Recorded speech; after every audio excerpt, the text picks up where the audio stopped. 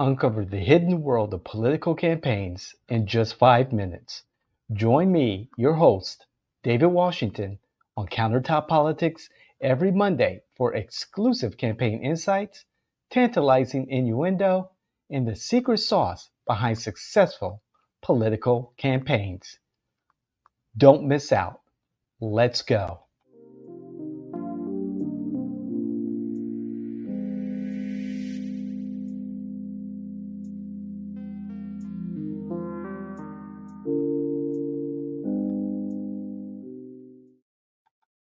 All right. Here we are again. It is a special episode of yes, my favorite podcast, my personal professional political journal, Countertop Politics. Every Monday, 15 minutes, it seems like, of campaign insight, political innuendo, and the secret sauce to winning campaign strategies. And I have a special guest today. His name is Robert Montgomery. You are familiar with him. Before we get to Robert, I just want to let you all know that tomorrow, September, November, oh my goodness, February the 24th at approximately 8:30 in the evening, the Jay Washington Network will have a special presentation of the State of the Union Address 2026, and that will appear on the King Exchange. So look for it. It should be quite interesting. We hope to have some guests on board to give their special insight.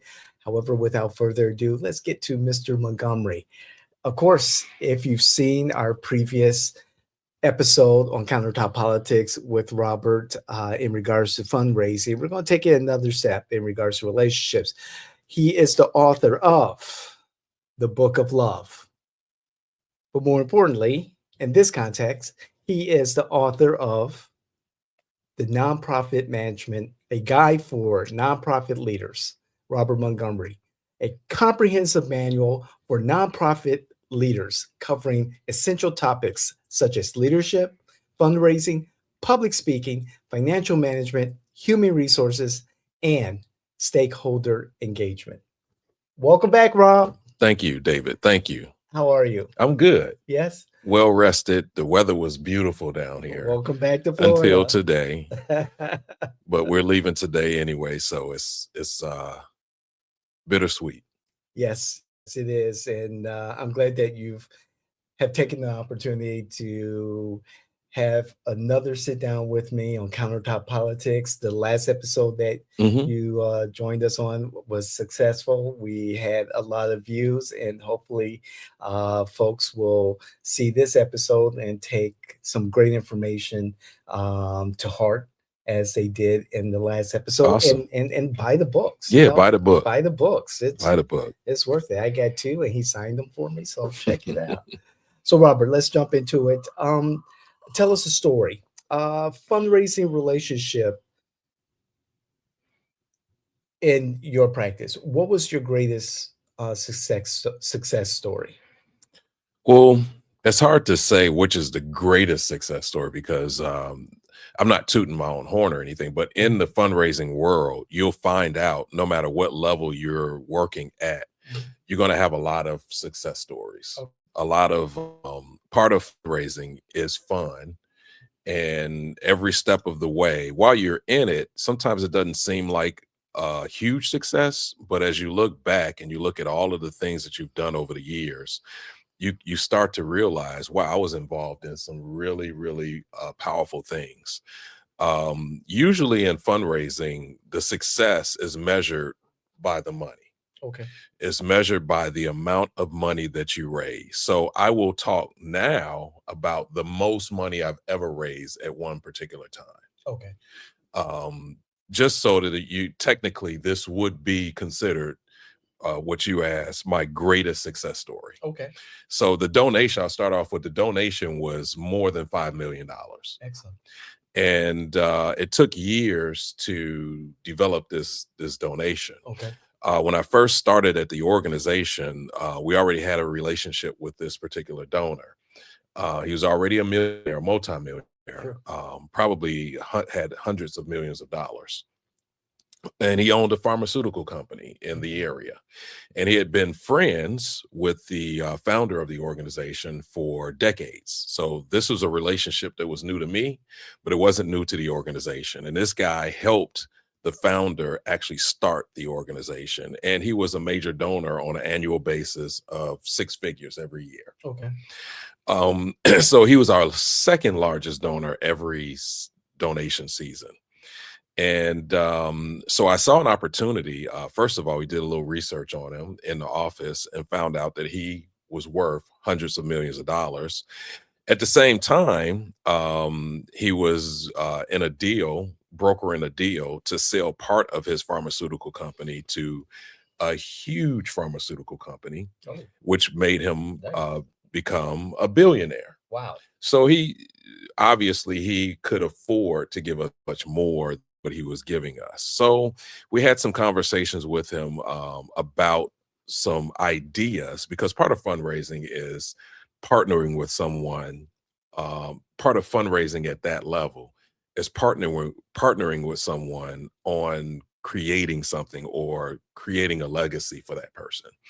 And because when you're raising thousands of dollars, it's more of, this is, we need this because we need to continue doing this. But Okay. when you're raising millions of dollars, we need this so that we can start this or we can build this. Okay.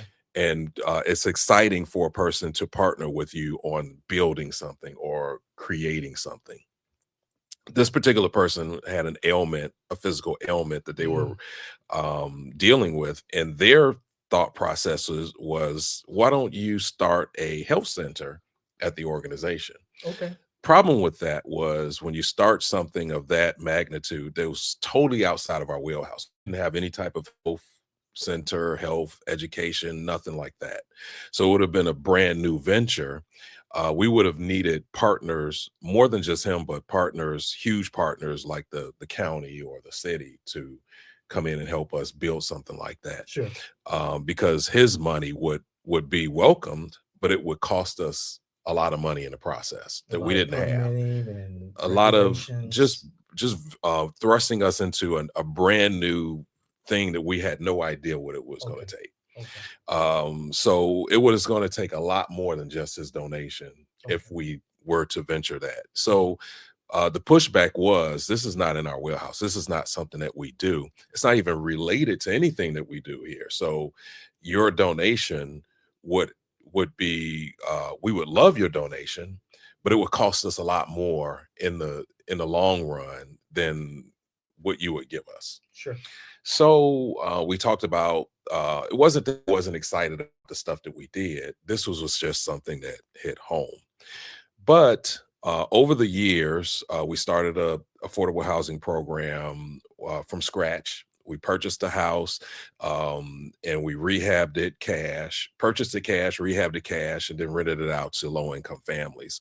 The where that started was, before I even got there, we did the organization did some surveys in the community to find out, well, what else do you need here? What Okay. is the greatest need in this community? Okay. And most of the surveys came back that affordable housing was a huge problem.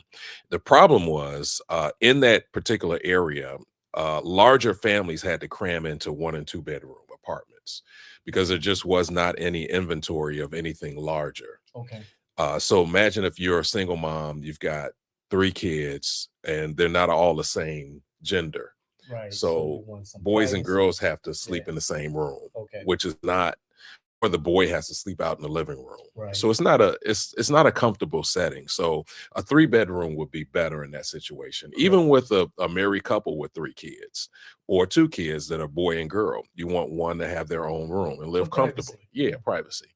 That was not happening in that area. So we stepped out as soon as we did a press conference, not a press conference, press release on the idea. The county loved it.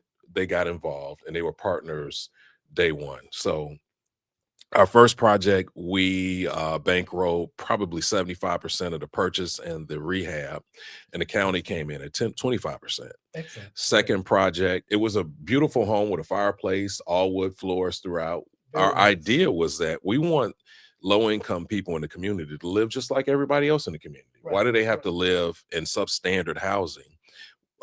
Let them live just like anybody else would in the community. We found a family, husband and wife. They had 3 kids. And our ideal client was going to be about 5 people. We didn't want to rent this house out to 3 people or 2 people or 20 people. Correct. 5 was our sweet spot. 5 or 6 was our sweet spot. And that's what we found. A family had 3 kids, husband and wife. They loved the house. Anybody would have loved the house. Sounds like it. Yeah. So, and this was here in it was in Illinois, northern Illinois. Yeah. Okay. Great. So the second project, the county, we built a great relationship with the county, and we went 50-50 on the second project. Oh, okay. 50% of the purchase and rehab, and then we rented it out to low-income family. Why was that it was 50-50? Because they wanted to invest more. In fact, we asked for more, obviously. Sure. The more money that we can use from the county, the less money we have to use from our own coffers. So we asked for more, they gave us more. And then the third project, they bankrolled it 100%. Wow. But the caveat was they were trying to get out of the owning property business. And so they had several properties in the area, actually more like 20-something, 30-something properties, and they wanted to get rid of all of them. Okay. So they were trying to partner with nonprofits like us to take on those properties because they had renters living in the properties. Okay. And they not only wanted us to purchase it, they also wanted us to keep the renter in the property. So it was a win-win situation. We took on a property, no money. We rehabbed it with their money, and the trade-off was that we rented to their family. We were looking for the same type of family anyway, so why not? Nice. Our fourth project was this. We wanted to kill more birds with one stone. So we found a apartment building that had 2 4-bedroom apartments in it. Okay. Nice. 1 3-bedroom apartment, and then 1 2-bedroom apartment. Okay. So it was a 4 unit.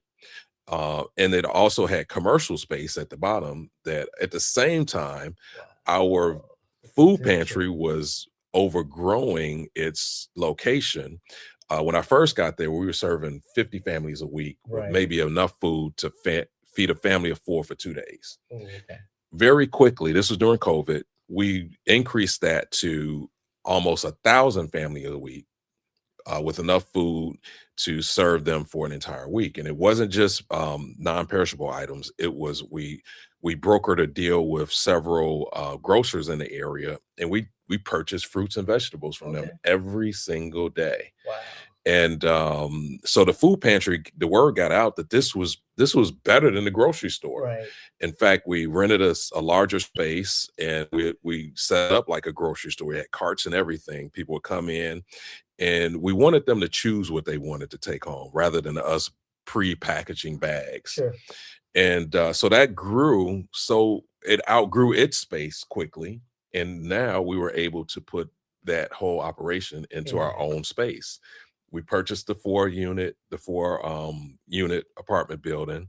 The county went at 50-50 with us on this project. Excellent. And it also had space next door. There was a restaurant that was closed that was a part of the deal. So we were able to use that space as storage for the food pantry. Right. In fact, I left there to go and run another nonprofit, but since then they have opened that up and expanded the food pantry even more. Wow. And then next to that was an abandoned church that was owned by some church, and it had been abandoned for over close to 10 years.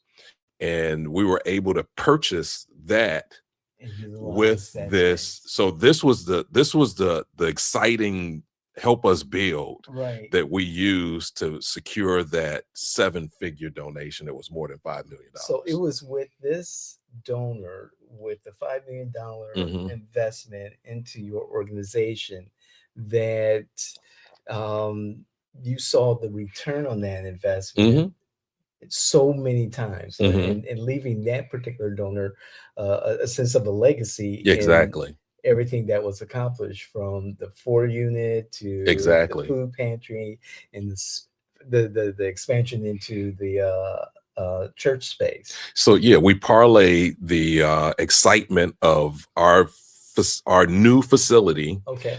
and us being able to move our food pantry there, and the large apartments, and the prospect of us buying that church, which would Exactly. allow us to own like a whole half of a block, That's great. and move all of our operations to that one location. So the donation that he gave went to purchasing that church and rehabbing that church.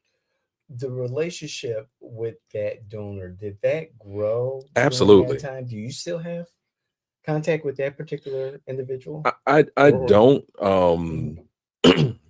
for various reasons. Sure. Some of them religious. This was a religious organization, so to say. Okay. And so I don't have any personal relationships with that donor, but I still have obviously personal relationships with the board. We keep in contact, and the founder of the organization, we're still pretty tight too. Great.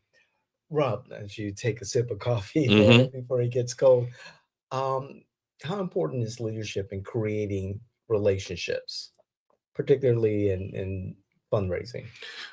Two different facets of that question. The leadership in terms of somebody moving the process along. So there's a donation cycle for every donor. Okay. It involves cultivation, it involves soliciting, and it involves um, uh, stewarding that donor and making sure they're properly thanked, and whatever you promise uh, with their donation, you're going to make sure you do it. Right. So that process, somebody has to manage that process. Okay. And usually it's the executive director. At larger nonprofits, they do have staff that's focused on doing those things. Okay. But Okay. the leadership of it is, it's like the process is the horse and you're the jockey. The leader is the jockey. So you because there's different people involved in every part of Aspect that of it. process, Okay. and it should be the person who has the relationship. So in that situation, the founder had the relationship, the tight relationship. The relationship that I had was all professional. It was Sure. only because I Okay. worked for the organization. Okay. So me pushing that relationship ahead, because their friendship is beyond the organization. Okay. So me making sure that he's keeping this person informed of what we're doing, or keeping this person informed of what we did with their donation, Okay. or pushing them to have meetings leading up to some sort of solicitation meeting. Keeping that communication Exactly. So the alive leadership, helps. it takes somebody leading that, because he's got a other life. He's doing his job somewhere else. Okay. So Right. he's not focused on making that happen. That's my leadership makes that happen. But on top of that, the leadership from another caveat is when somebody is asked for money, especially a lot of money, Sure. they don't want person who closes who locks up the place to ask them for money. Of course. Of They course. don't want the janitor coming to ask them for money. Right. They want the person who runs the organization to ask them for money, Correct. or the person who sits on the board and isn't just a regular board member, but the president of a board. Right. In politics, it would be the candidate. For judicial candidates, Hmm. it would be because judicial candidates cannot ask for donations due to Canon 7, which we'll talk about in another podcast. But their campaign committee would Hmm. fundraise on their behalf. But I'm sorry, go ahead. Yeah, that was pretty much my answer. Is that the important people want to feel important. Of course. And if you make them feel any less important than they think they are, even though most people will be humble in public, most people will be humble and say, I don't really need that. But when Right. they go back home and they talk to their spouse, Right. the real them comes out. I can't believe they did that. S- So to speak to that, Rob, mhm. so it would be important if a president of the board or executive director or a candidate would reach out to that potential donor investor, um, and not just in the way that um, they would to a friend Hmm. or a family member, but with a phone call, Yeah, absolutely. something a Or little bit more personal. definitely a visit. A visit. Yeah. Okay, that's good. That's good. That's good. I know sometimes in politics we have a struggle for our candidates in making that initial attempt and following up with those attempts. And with everyone so busy and with the technology that we have, it's easy to just fall into text messaging and reaching out to someone that is a high value donor or investor Hmm. and saying, "Oh, I just received a text message or something like that. I was hoping to get maybe a phone call or a visit." Sure. And here's something that's really simple and it's really if you look at the sales cycle, you get phone calls all the time of people who are fishing. Sure. And these are just people who are on the phone all day long. They're not salespeople. They're Correct. just people to link you to the salesperson. Mhm. If your donor is treated like that, they will feel a certain way. Okay. They don't Right. want somebody fishing to contact them. They want the person who's going to ask them for money to contact them because Okay. they're more important than some cold call. They don't want to be treated like a Sure. cold call. They I want to be understand. treated like royalty. Like I gave such and such amount over these amount of years. They feel like I kind of own this place. Sure. I got some type of ownership here. Right. So Right. why is this person who is not even a salesperson? They're not even the ass person. Why are they calling me? Right. Why are they setting up the meeting? Right. You call me and set up the meeting. I'm Exactly. more important than that. They'll never say it. They'll never say it publicly. But when Right. they go back to their spouse, they'll tell their spouse. They're going to learn. Yes. Right. Oh boy. And going along with that, can you connect relationship building? And we kind of talked about this a moment ago. It was a Hmm. good segue, but connect relationship building and nonprofit fundraising with political fundraising because that's the space that Hmm. this particular podcast is in. Yeah. So, and that's always been my question to you Mhm. is I understand why people give money to nonprofits. There's a lot of different reasons, but I'm not too clear on why people give money to politicians, Right. other than the fact that when they make a call, if let's say they need some zoning done, or they need, or they're getting shaken down by the city, they got somebody they can call to make sure something happens, or their child gets pulled over by the cops and they don't have their license, they can call such and such. They want to be able to have access to the politician on a moment's notice. That's the only reason I can think of Right. why somebody And I would understand give that. that politician money. But at that same time, that pisses me off because I should have that same access to my public official, whether I gave them money or not. And you do, and you should, and everyone should. And it's just a matter of, you as an individual walking into that office and requesting a meeting with that particular official, or before they even become an elected, you establish a relationship with a candidate or a potential candidate and say, hey, these are the things that I'd like to see for my community, my business, my kitchen table issues. And I would like you to be my elected official. And so I'm going to support you. And the best way I can support you, as in a business, is to invest in their campaign. And it doesn't necessarily mean a monetary value. Hmm. It doesn't have to mean like you dig in your pocket, you write a check, for $1,000 or whatever. It could mean, hey, you make some phone calls on behalf Hmm. of that particular candidate and connect them with other business leaders in the community. You take that candidate throughout the community, introduce them to, the regular John and Jane Does, and get that candidate exposure, expand Hmm. their network. And so there's different ways of investment. Of course, funding a campaign is very important so that you can create the resources to reach out Hmm. and get your message out and connect with those kitchen table issues of your constituency? Sure, sure.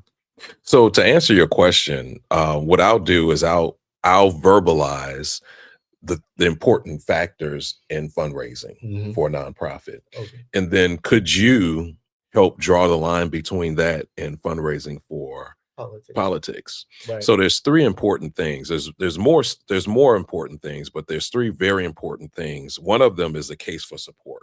Okay. Why should I give you money? When you sit down and you finally get that face-to-face ask meeting, you have to have some sort of case of why, or a plea of why you should give us money.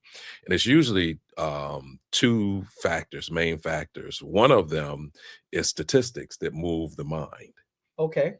And another one is success stories or some type of story that moves the heart. So Yeah. those two are key ingredients when you have that meeting. And typically, depending on how much money you're asking for, you want to have two different people giving those two different, it's sort of like a good cop, bad cop thing, or Can, 1-2 punch. can you talk a little bit about or explain about the statistics of the mind you said? Statistics move the mind. Oh, statistics move the mind. Okay. Yes. Success Numbers. stories move the heart. Correct. Okay. Both of them got to be moved if you're going to get this, if this person is going to move his hands and Correct. write that check. Exactly. So, and it's typically, you don't want the same person telling the statistics as the same as the person who's given the success story. Okay. So before you have the meeting, if you're executive director, you're going in there with your president of the board. One of you guys has got to give the heartfelt story, Of course. and the other person's got to be more business and give the The statistics. numbers. Okay. And that person throws out the number of what you're going to ask them for. We Okay. need, if you give us this, then we can do this. So in politics, it's the candidate who has to manage both. Give that story, Mm. tell that story, connect emotionally, and then make that ask for that particular investor Mhm. donor to write that check. So they have to be able to navigate both Both of them. those attempts. Okay. That's interesting because in fundraising for a nonprofit, let's say you're fundraising for some children, um, the easiest group of people to fundraise for is children. Okay. Um, it's easy to move the heart with success stories with Of children. course. Yes. And then to move the mind is to really, that's where the second thing, important thing is prospecting and research. Mhm. If this person that you're talking to doesn't have a cent to his name Okay. or her name, then you're just talking to the air. But you would know what their situation was way before you even asked for a meeting. Right.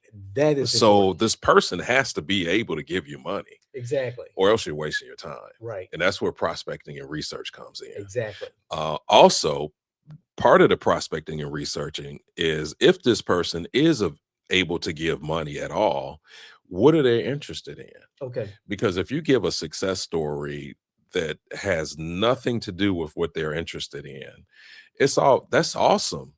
But what's that got to do with me? Where's my connect? Yeah. Where- So you got to be able to connect to the person and figure out what's their hot button.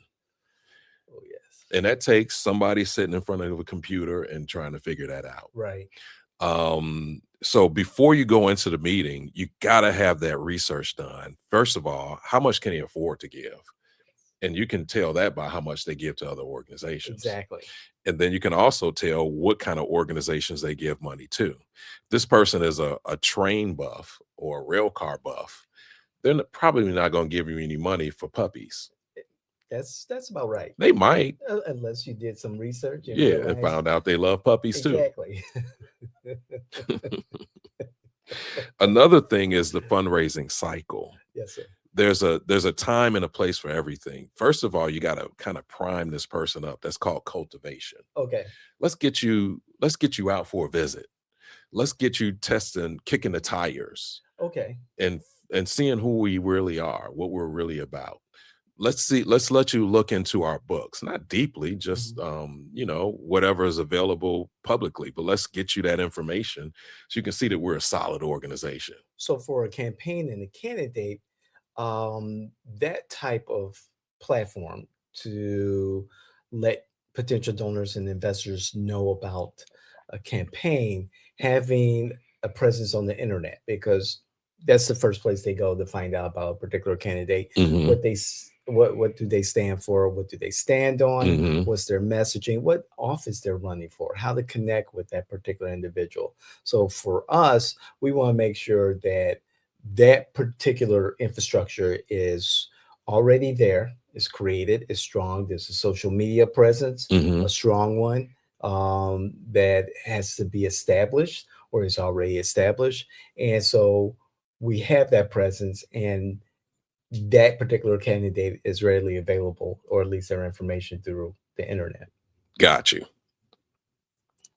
So that's basically it, David. That's Okay. fundraising in a nutshell. Excellent. Excellent. How that correlates to Politics. politics, we'll let your viewers decide on Right. that. And Robert and I have been discussing this for several months now about Robert being available Hmm. through his business, and your business is Rosemoor LLC, Hmm. to provide consulting, fundraising consulting to Jay and Washington political candidates and business candidates, and also assist in fundraising. Hmm. And so we're really excited about that.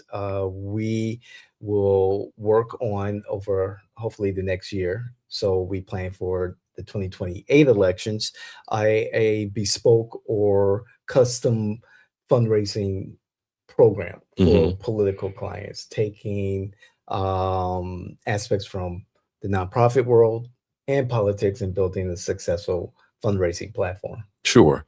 And one thing I want to throw out there is in the fundraising world, when you deal with clients that you're going to help fundraise, a lot of the misconception is that this person is going to come in and bring in some money. Exactly. No, Yeah. I'm just like we talked about the leadership that's important in fundraising is there's a process to fundraising. I'm just going to walk you through the process Hmm. and That's be that correct. leadership, making sure that at every turn, this organization or this candidate is doing what they're supposed to do to at every step of the process to make sure that they're successful.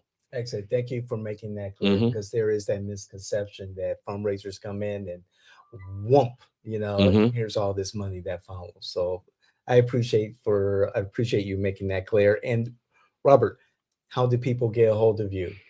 They can find me. They can smoke signals. I'm part Indian, so I'll see those smoke signals going up.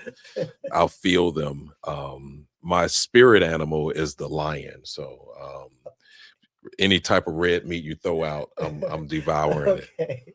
No, I'm on the internet. Of course. I'm on TikTok. I do these daily things, but the Got that. easiest way to Yes. the easiest way to find me is Rosemoor LLC, and you can put it on your thing, Yes, we'll have it in the description, in the show notes. rosemoorllc.com. Right. That ROSEMOOR Mm-hmm.